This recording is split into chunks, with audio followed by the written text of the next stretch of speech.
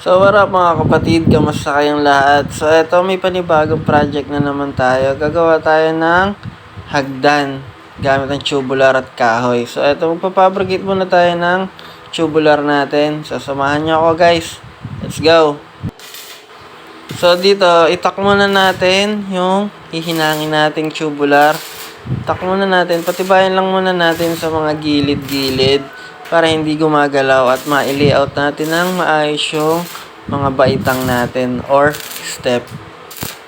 Ang gamit pala nating tubular dito guys, 2x6. Tapos yung kapal niya ay 1.5.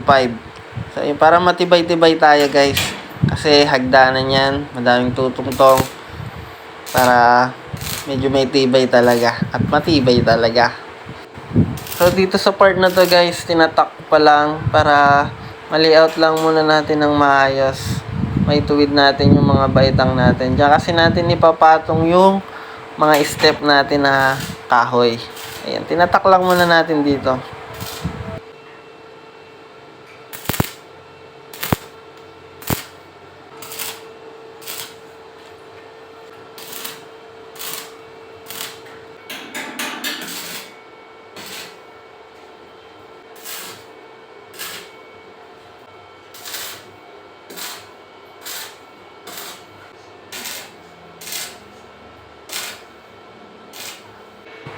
So dito natapos na nating itak yung mga papatungan natin ng baitang natin or step. So ito, tiningnan ko muna kung may tuwid or may babaguhin. So meron tayong babaguhin dalawa guys kasi paling.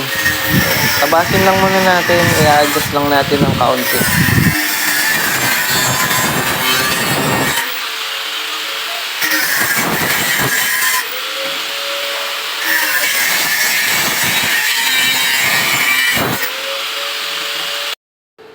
So dito natapos na natin i-adjust yung dalawa. So ready na sa full weld to. Madami-dami din to guys ha. 2, 3, 4, 5, 6, 7, 8.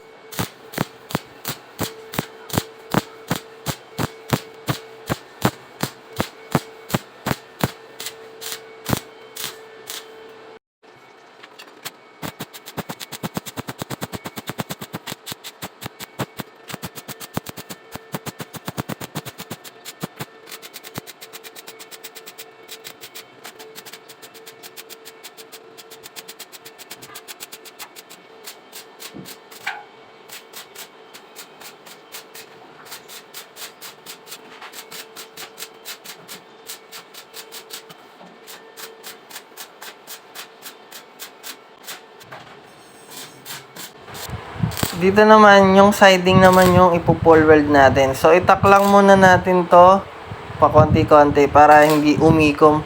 Kasi, tabas yung dulo nito guys. So, pagka binigla nating full weld, papalipit talaga yung tubular natin. So, kaya itinatak ko lang muna.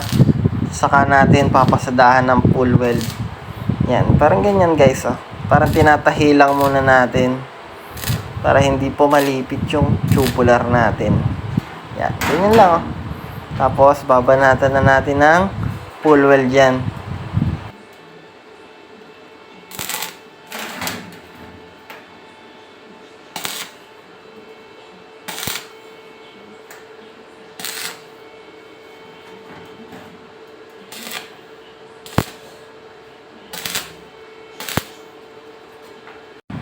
So, ito guys, pagkatapos nating i-layout yung siding natin, ready na sa full weld to. So, tara, madami-dami to guys. Let's go!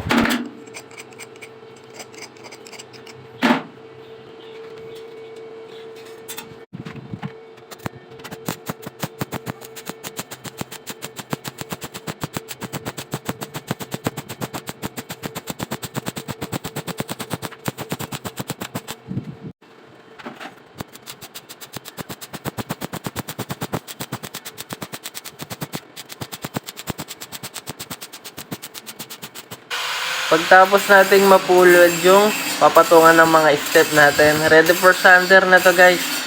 Para ma-finish na natin at malinis yung gawa natin. Dito naman natapos na nating sanderin yung pinulweld natin. Ayan, malinis na. So kakabitan naman natin ngayon ng angle bar yung mga siding para dyan natin ituturnilyo yung mga baitang natin na kahoy or step. Tara, samahan nyo pa rin ako.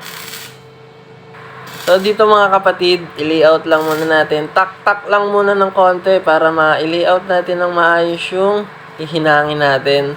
At hindi na tayo magtabas ulit kasi mahirap nang tanggalin yun pagka na-full weld na natin. Talagang grinder malala ang mangyayari. So ayan, tak lang muna para i-layout. Tapos mamaya natin ipo-full weld pagka ayos na ng lapat. So ayan, parang ganyan guys. Ready to full weld na yan.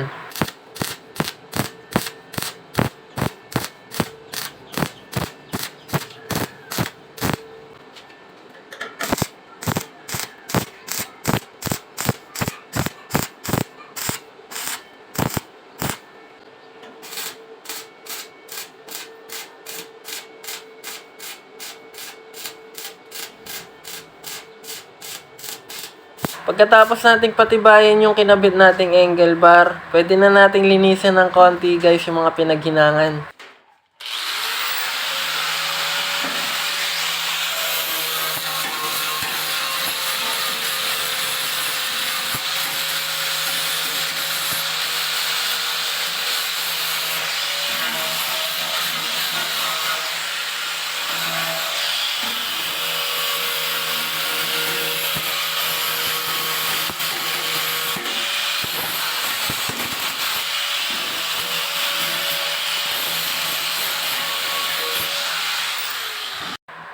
So, ayun mga kapatid, natapos na nating hinangin at i-full weld tong ginagawa nating frame para sa hagdanan natin or stair.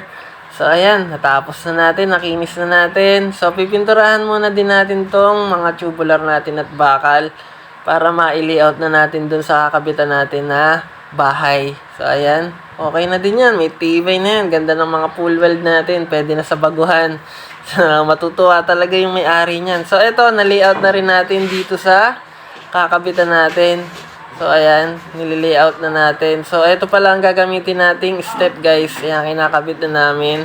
Layout lang muna, guys, kasi madami pang gagawin dun sa taas para maigamit lang natin tong hagdanan natin or stair. Magamit natin pag akyat-akyat ng materyales sa taas. So, hindi muna natin ipipinish yung pinaka-step natin. Kasi varnish yan, guys. Pag nag-akyat ng materyales sa taas, magagasgas talaga yan, guys. Hanggang dito na lang muna, guys, yung ginagawa nating hagdan. So, ito, na-layout na natin dito. Kasi, guys, hindi pa natin ito mapipinish. Kaya hanggang dito na lang muna yung video natin. Kasi may ginagawa pa dito. Process pa tayo dito sa ibabaw, guys. Kaya hanggang dito na lang muna yung video natin. Sana nag-enjoy kayo sa panonood. So, abangan nyo pa yung mga susunod nating video, guys. Peace out!